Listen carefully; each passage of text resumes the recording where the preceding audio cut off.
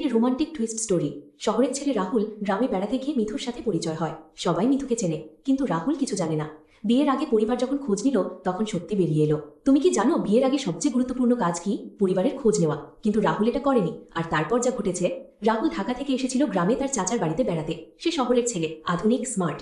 গ্রামের পুকুরের ধারে একদিন সন্ধ্যায় সে দেখল একটা মেয়ে বসে আছে, সাদা শাড়ি, লাল টিপ, চোখে যেন হাজার গল্প।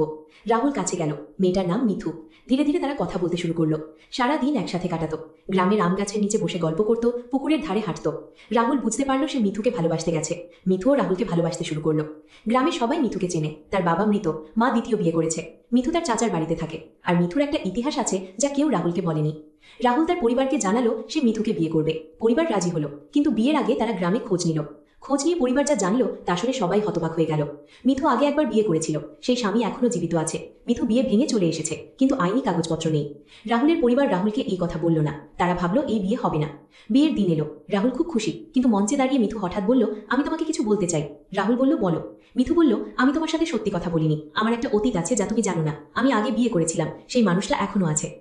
রাহুল দাঁড়িয়ে রইল। সে ভাবলো সে কি করবে। তারপর সে বলল, তুমি সত্যি বলেছো, এটাই আমার সম্মানের জন্য ভালো। আমি তোমাকে বুঝতে পারছি। এই ছিল সেই গল্প।